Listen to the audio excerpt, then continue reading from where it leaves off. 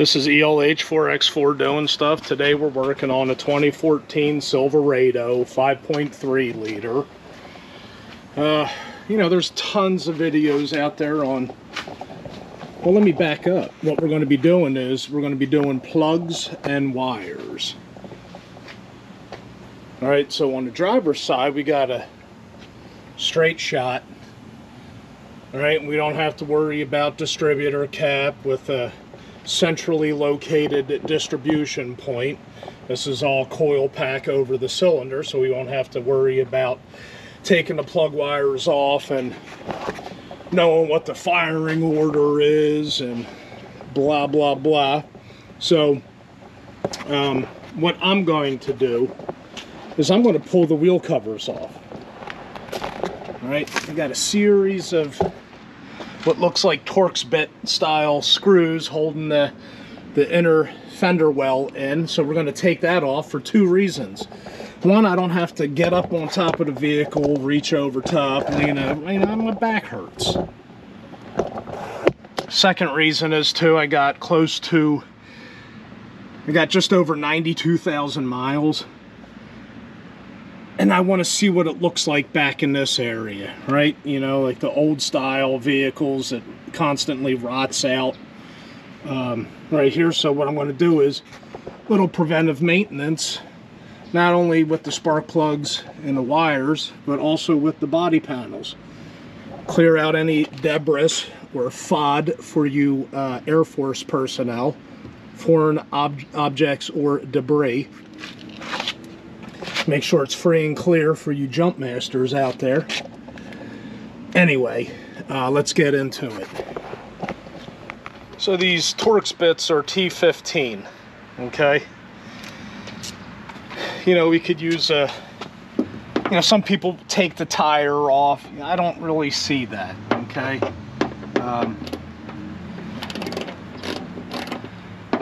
We could zip it off with a power tool.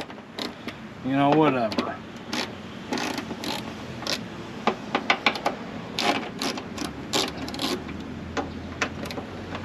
You know, sometimes we want to do stuff when or without taking a lot of other things apart. All right, but then we sit there and we struggle with it, trying to work around it, spend a whole bunch of time struggling to trying to contort your body in there when you just take the time to take it off, get it out of the way. You know, it kind of saves time in the long run. You know, we're going to count how many fasteners are holding this inner wheel well on both sides. This is going to be real world. How about that?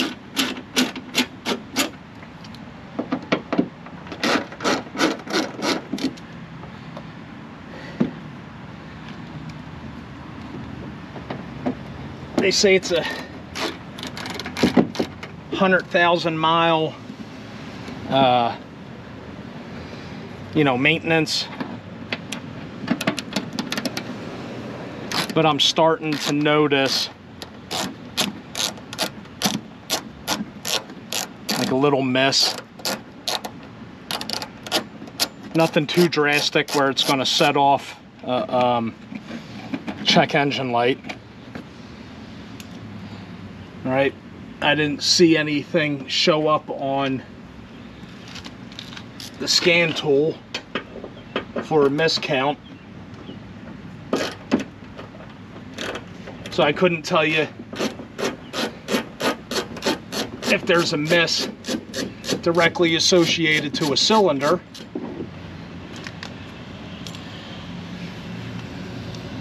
I just noticed that, you know, it kind of runs a little bit rough. Nothing too drastic. I don't know, you kind of know your vehicle, you know. That's all I'm trying to say. Because I know my vehicle feels like it's missing.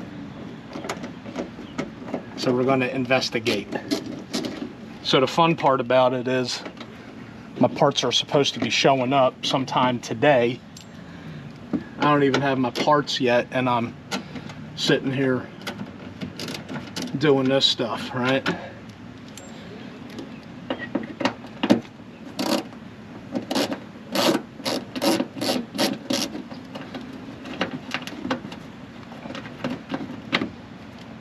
You know, follow the indents. There's like these little indents all over the place on the fender well. Just, you know, kind of look around and see where they're located.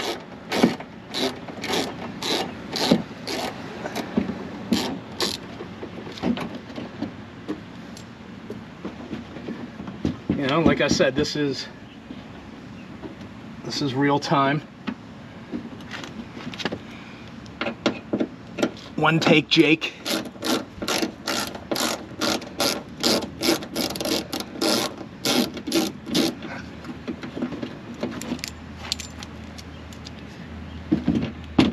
And that comment I made about foreign objects and debris, you know, aimed at the Air Force guys. I'm not Air Force. I'm not saying that there's anything wrong with Air Force. I did 23 years in the Army.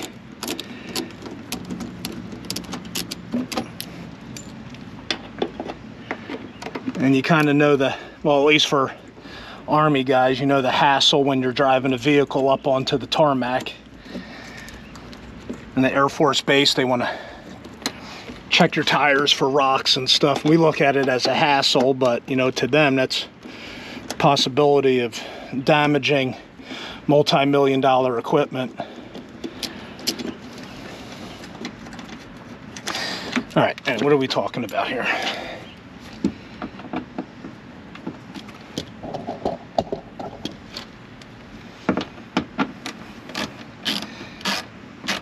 You know, we're doing a little bit of PMCS, preventive maintenance checks and services. Level 10. End user. I want to see what's trapped back here. You know, if I can clean it out, prevent body parts from rusting and rotting or whatever. You know, this is metal body parts.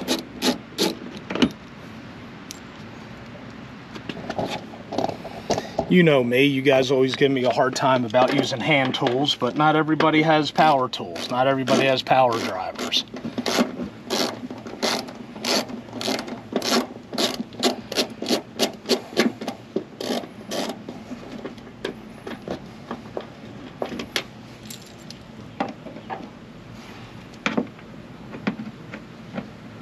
So thanks for all the subscriptions.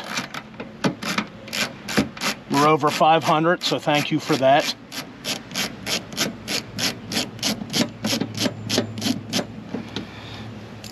Leave some comments, leave likes, subscribe if you haven't.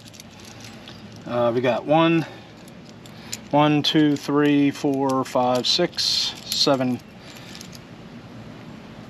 8, 9, 10, 11, 12, 13, 14, 15, 16, 17. Maybe. We might have more. But 17.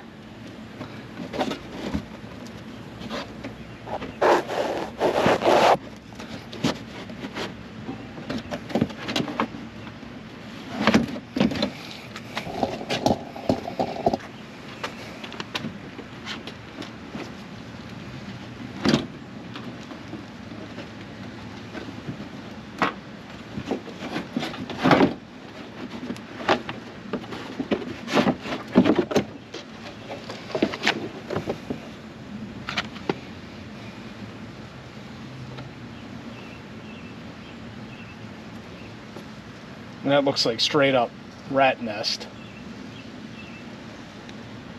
What? Mouse nest.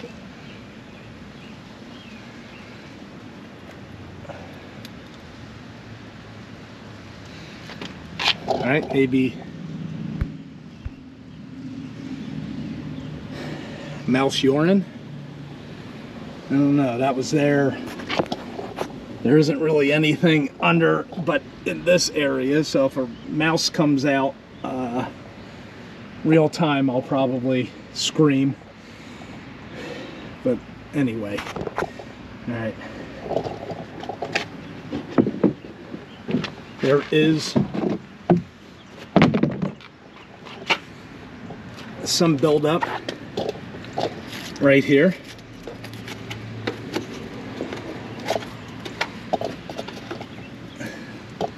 Let's get that bottom flap off.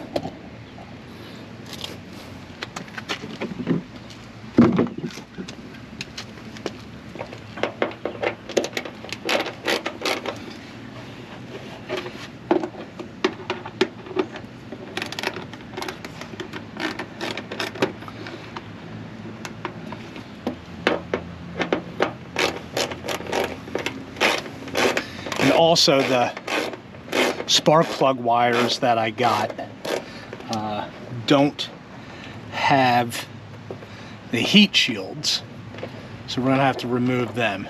No big deal. That's nothing, I'll show you that. Some of you may already know.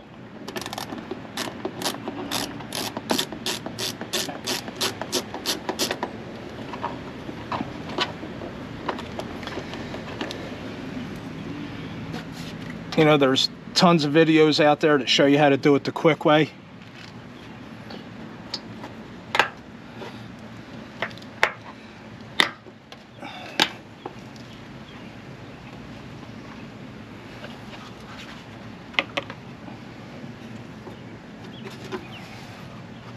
All right, you see how that's held on?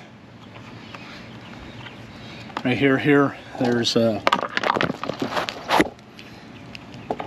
some little clips.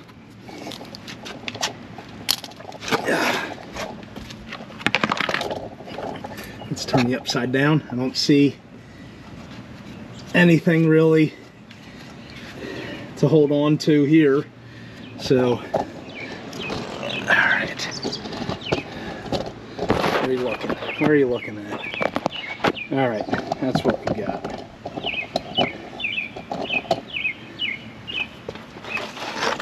And I just took this vehicle to the car wash. But, you know, there's some leaves, stuff that's holding moisture, like this padding in here, holding moisture. All right, let's look at the straight shot we have now.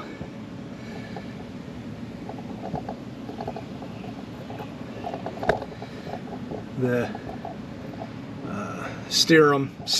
steering shaft is kind of in the way for one of them, but we got a straight shot pretty much, so I'll use a long extension with universal joint on the end.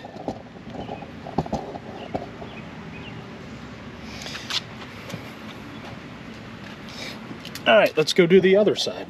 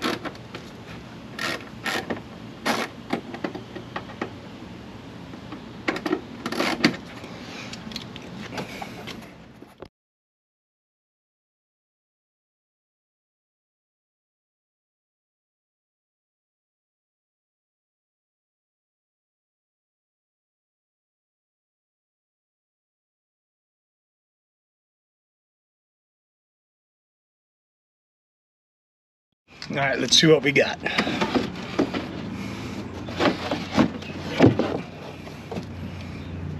All right, this side's nicer. So I don't know what that, if that's just like the soap from the car wash that I go to. And I don't see any leaves or anything, and there's a nice straight shot through the fender well.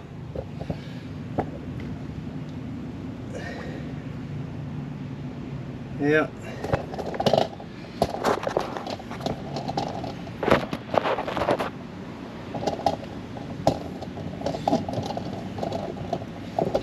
All right, I guess we wait for parts. All right, how about we remove the covers that go onto the valve covers, like the valve cover covers.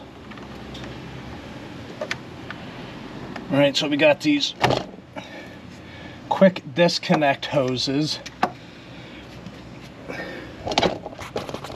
And you can see here, all right, we push this down, slide it out, and then when we move this hose this way, we can reach the other side.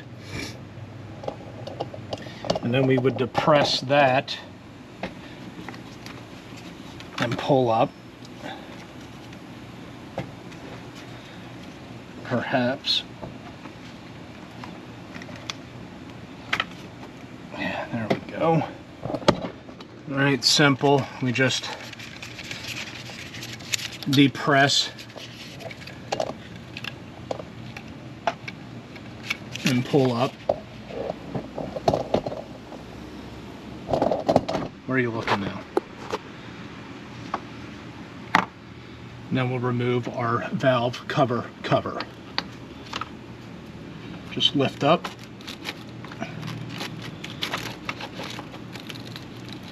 And got some wire loomage just absolutely disintegrating. I guess from exposure to heat.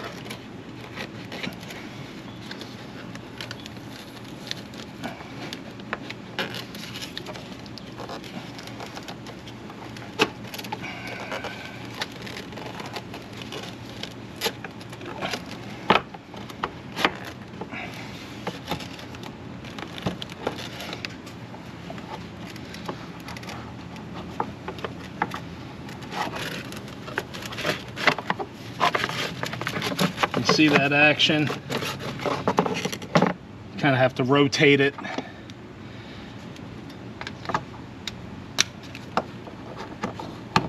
I'll slip that back on to keep stuff out of it. There we go. All right. You see that? You kind of have to rotate it, so that means it's going to be super fun putting back in.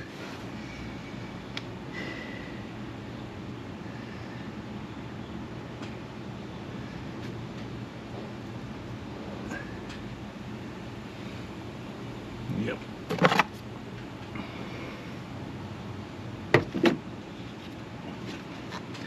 Let's see how the other side's going to go.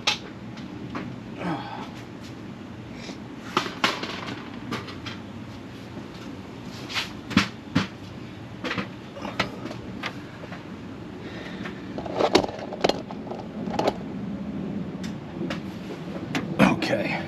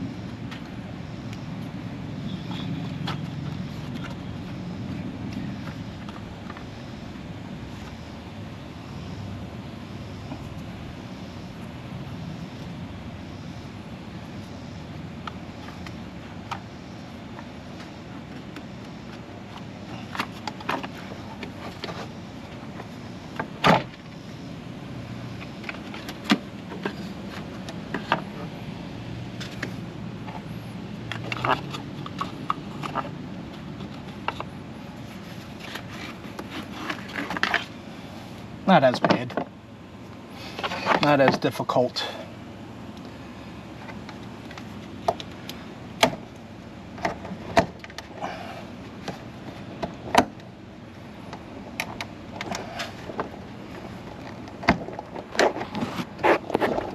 Oop, there we go.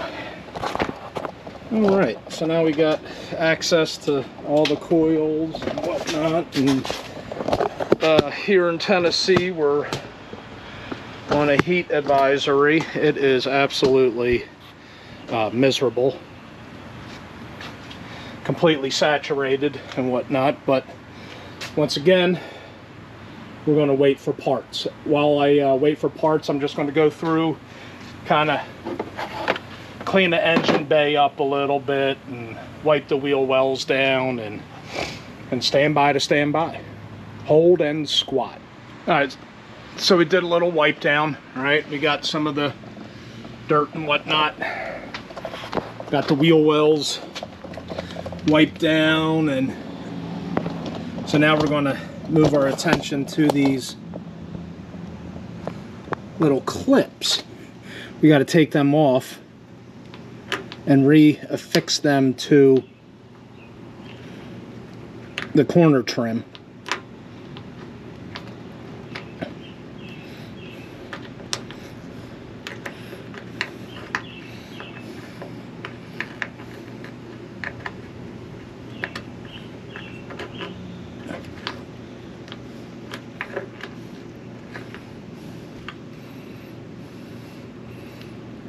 It's some kind of little gasket, I guess.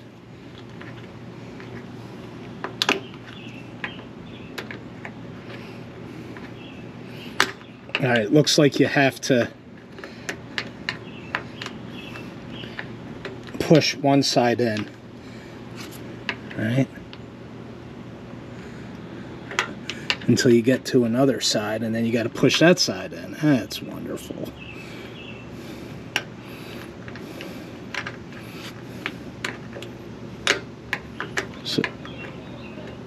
So one side gets pushed in,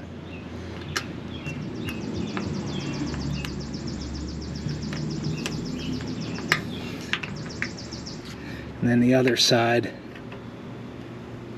I guess maybe I'll use a pick.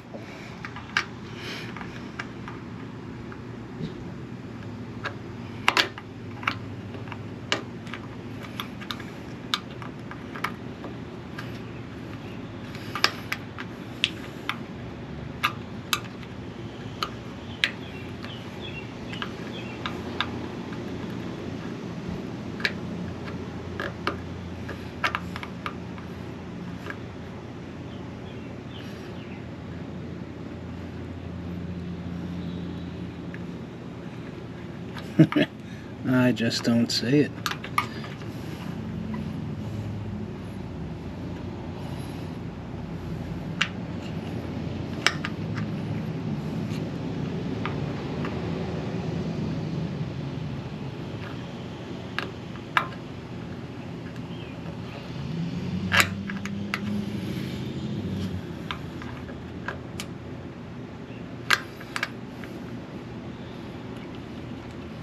I mean, I don't see. Let me get the edge, the trim.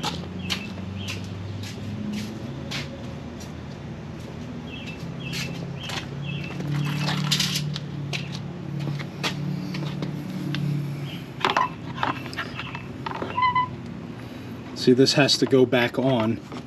So, like, how does it go back on? Does it?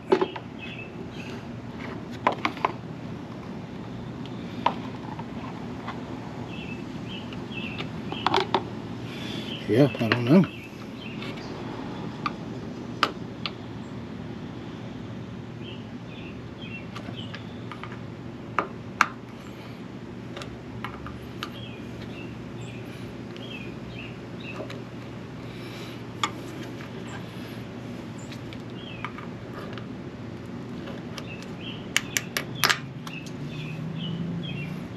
Did I maintain? Yeah, it looks like it.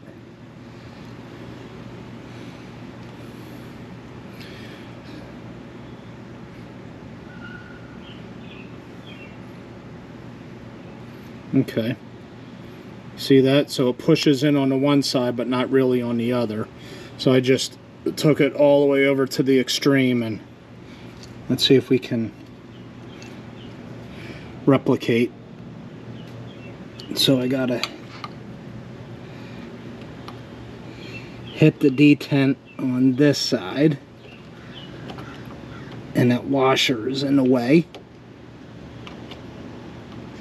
so that gets broken, it looks like, no matter what.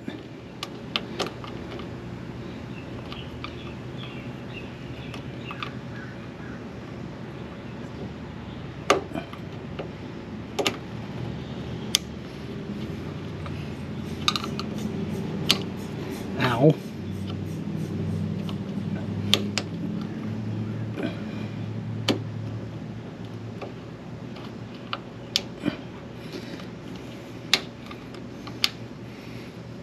And I punctured myself.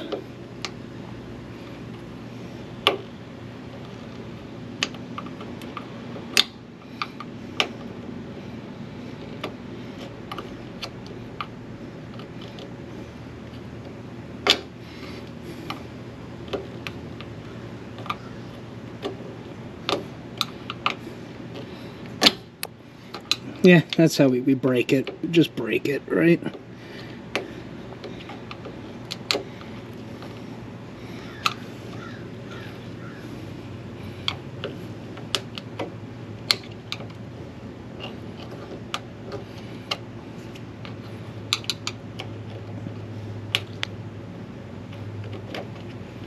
I just don't understand.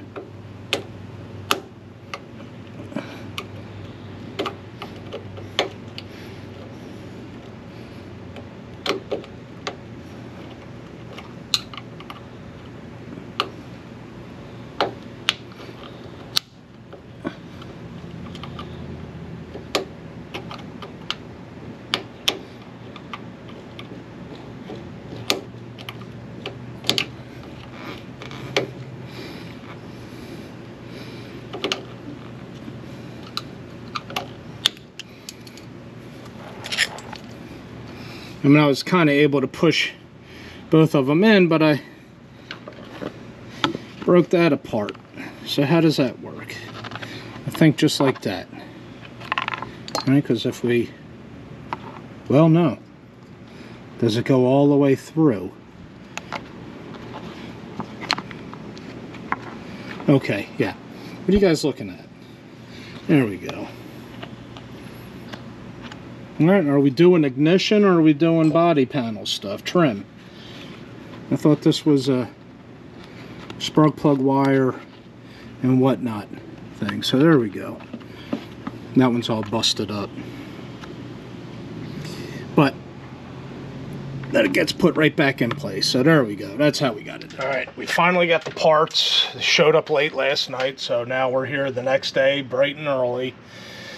We're going to go through, pull the plug wires, and then we're going to use a multimeter and check the resistance. And then maybe write that information down and keep the plugs and the wires in order. I didn't know this. There's no markings anywhere. But from what my research showed me,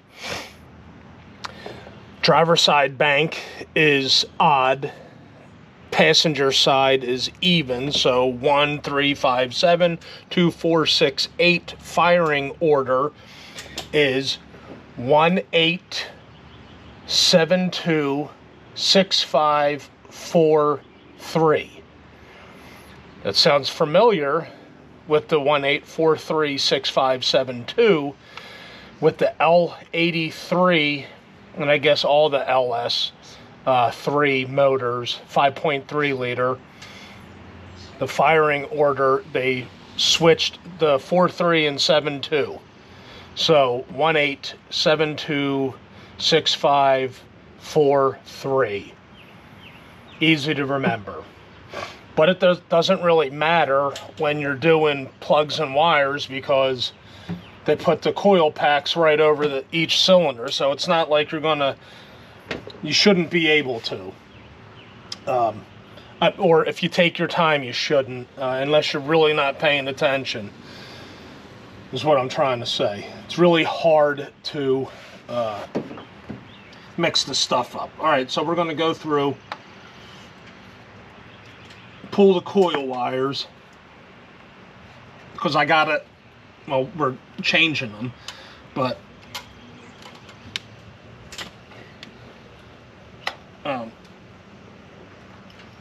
we got to put the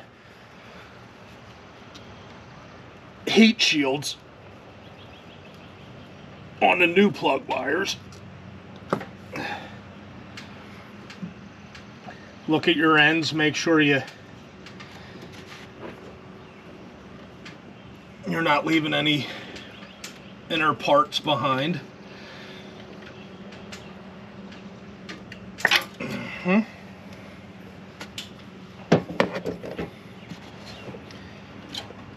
Number 1.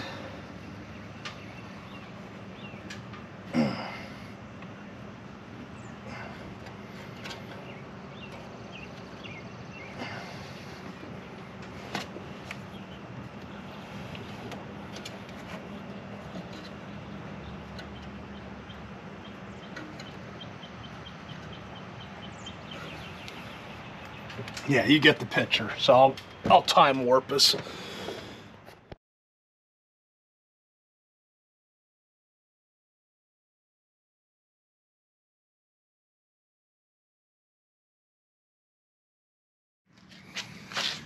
Alright, so on our new plug wires, you know, for the majority of it, it was 3.75 on the ohms. And as you can see, we did have some battle damage here. This was number 8. So let's put that one in order, and then we'll go down the line. I got the other part for this one.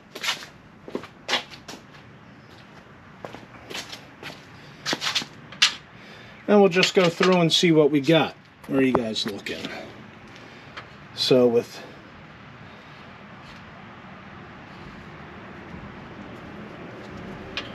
number 8 cylinder, we got 3.9. You know, I don't know what the standard is. We got to remove these heat shields, which is just simply slide it off. All right, slide it off. That's all. So we got to put these on the new ones.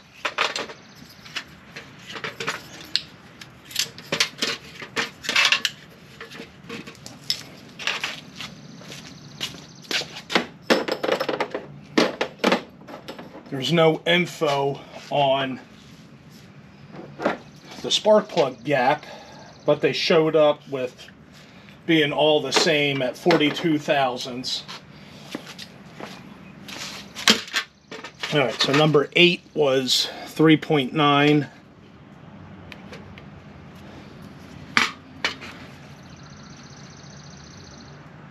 .7. So we had a little bit of high resistance on that one. On 3.9, that is. I mean, on cylinder number 8.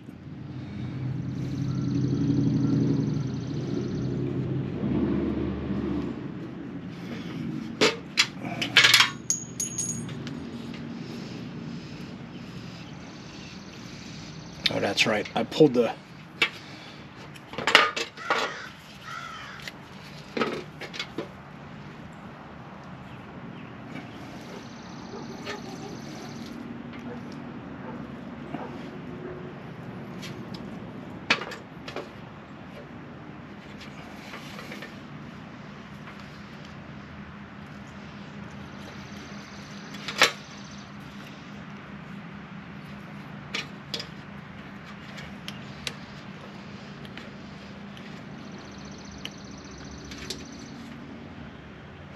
3.6 on number 2.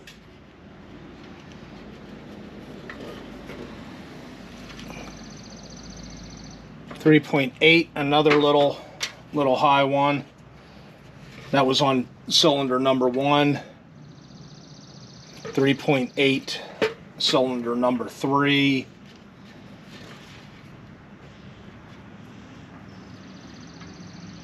3.8.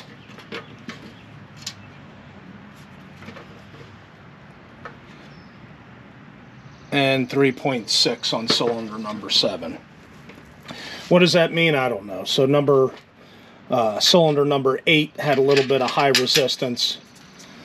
I don't know what the standard is, but these new plug wires are like high 3.6, like 3.68 and 3.75. All right, I'm going to take the plugs out and get everything buttoned back together.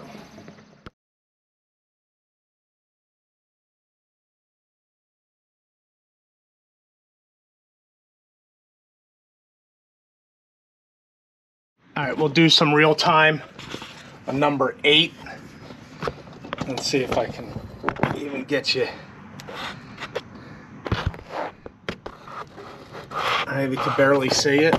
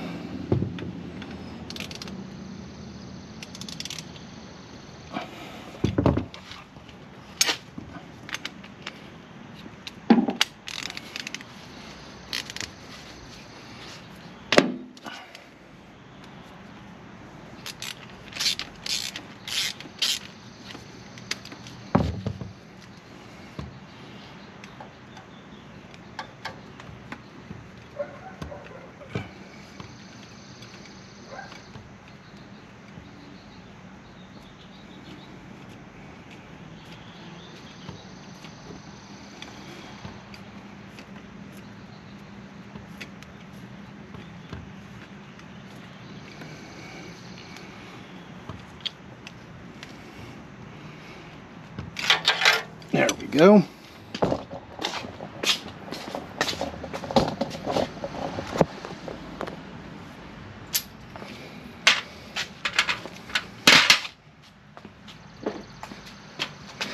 So number 2,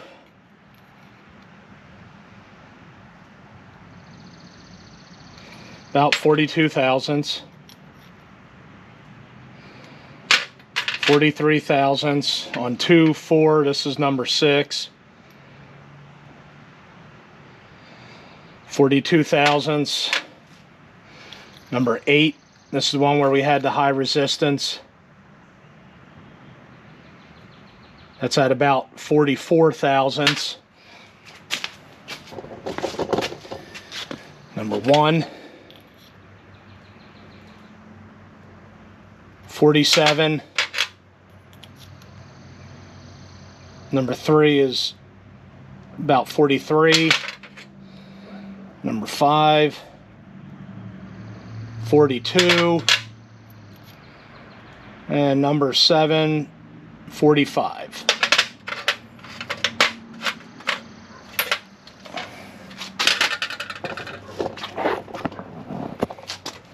You know, little burn marks on number 7.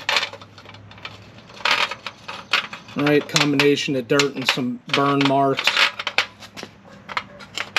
Number 6 has a really bad ridge on it.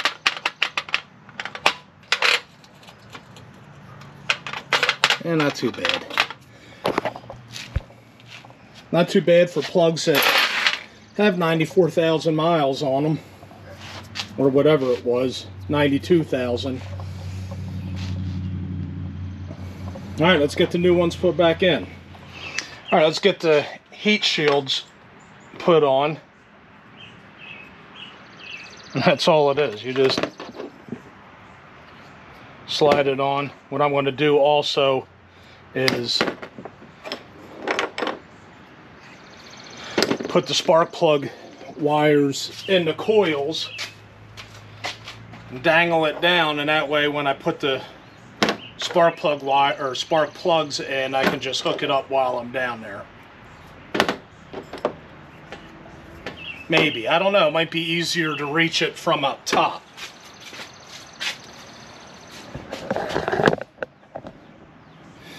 Let's get this mess picked up because I need to.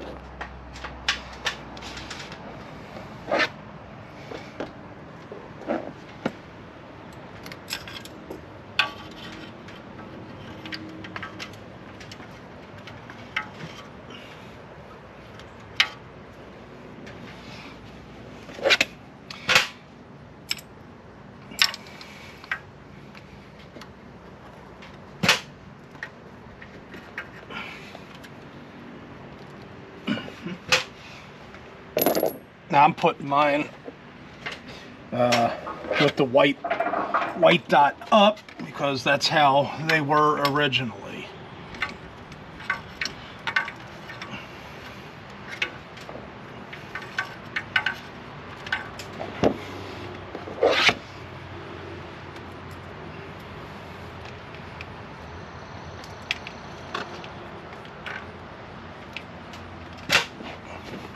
Alright, let's go over to the other side.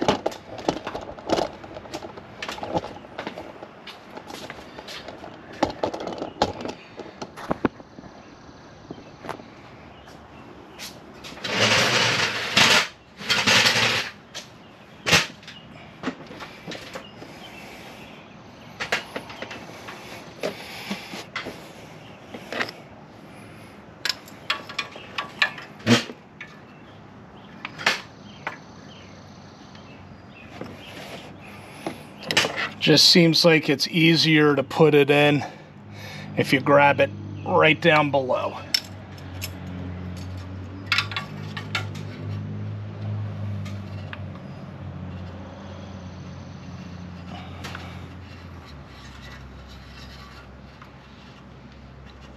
And then having said that, this one doesn't want to go in too swell.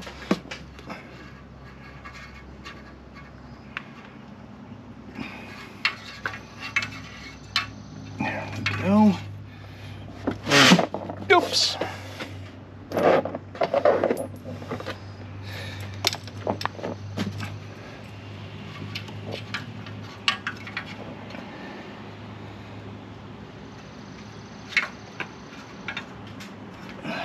Okay. And one more.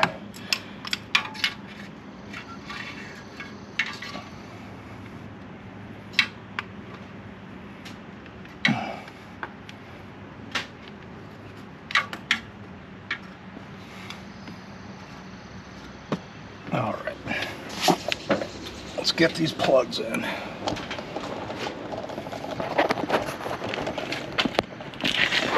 Let's do this bank first. Put you on time warp.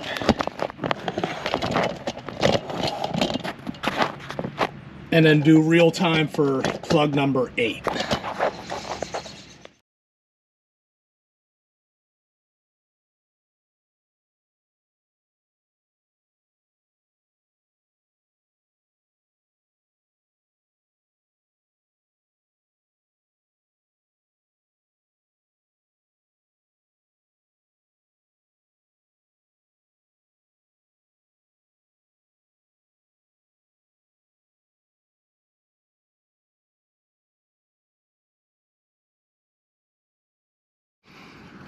I just used a 3-inch.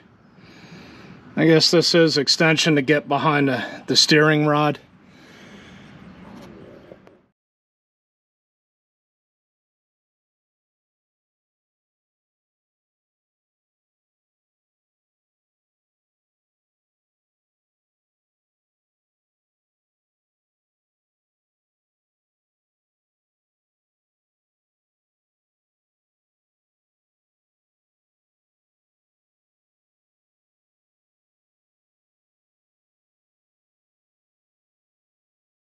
All right, let's see how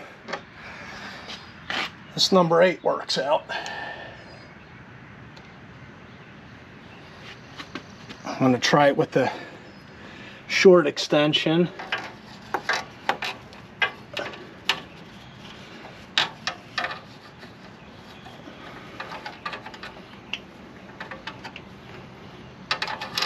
Nope. Try even a shorter one.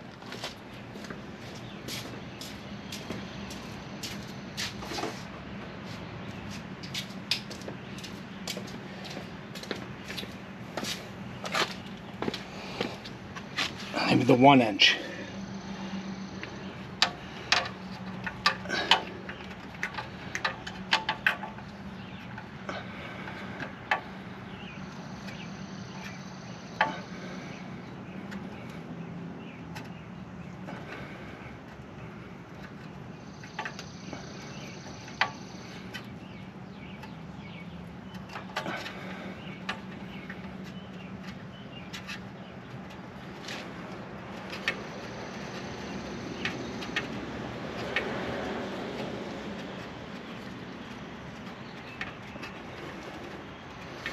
Alright, I got it started. I need to kneel down on something.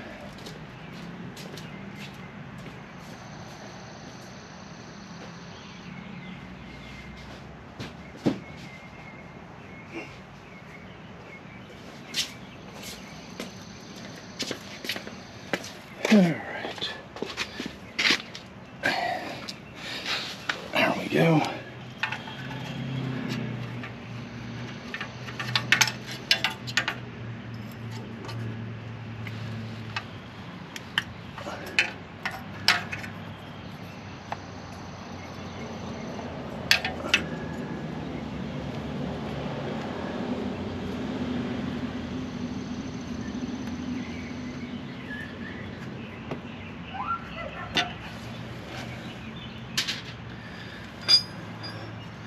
We'll use our long extension with the universal.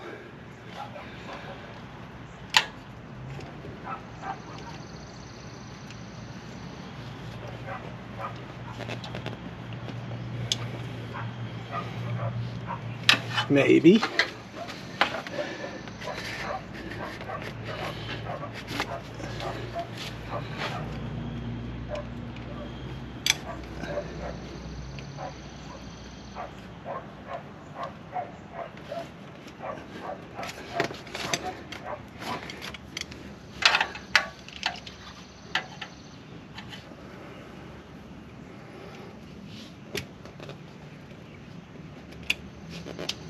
There we go.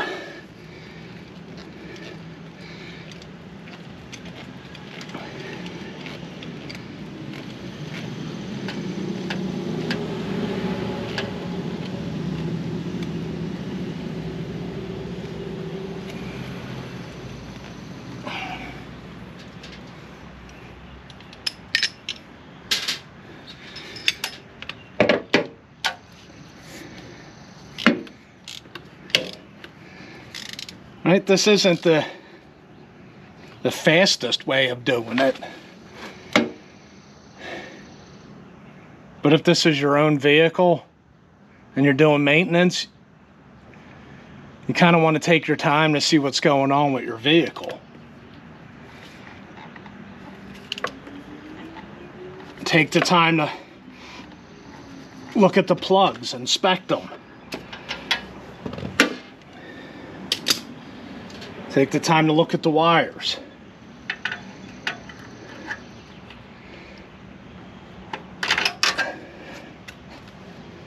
Make sure your little rubber insulator is still inside the socket.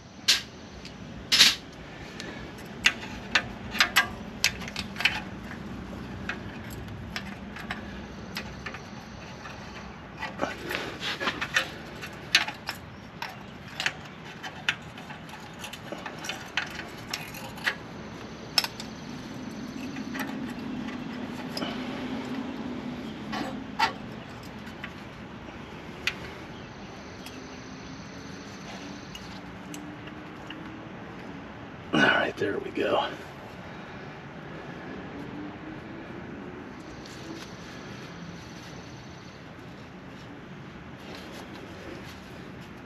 Okay.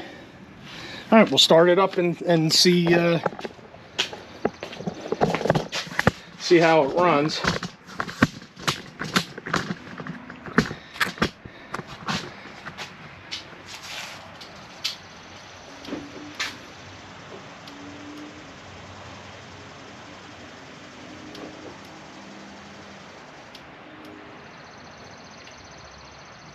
I guess it won't automatic start with the hood up. Okay.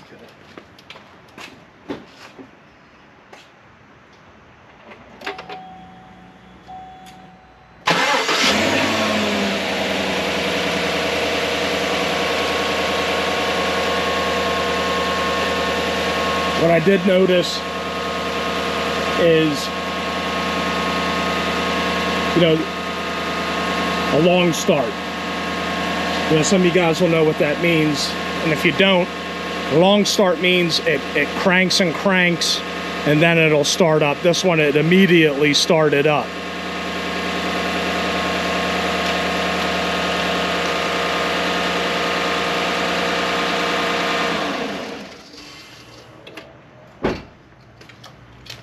Right, if you know, with the kind of system it is, you could flip the key and it'll crank until it starts. Well, this one, it started getting just a little bit longer to start, and now I already immediately noticed that it immediately started up. So, well, and we'll just have to drive it around and see what's going on. I'm going to button up the inner fender wells. Enjoyed hanging out with you guys. Thanks for hanging out with me. If you have any comments, leave a comment, subscribe. You know, if you expect me to answer questions, man, do me a solid. You ain't paying for nothing, and then you want free information, right? A lot of us, we just want to watch people's YouTube channels and not even subscribe or ask questions, which means I have to take the time out of what I'm doing to answer your question. 9 times out of 10, it's already explained in the video. Are you guys even watching the videos before you ask questions? I'm talking about YouTube across the board. But you want us to stop what we're doing to answer a question. What I'm trying to say is just subscribe. Do me a solid, subscribe. And if I see that little icon by your name, dude, I'm going to go out of my way to answer your question. Right?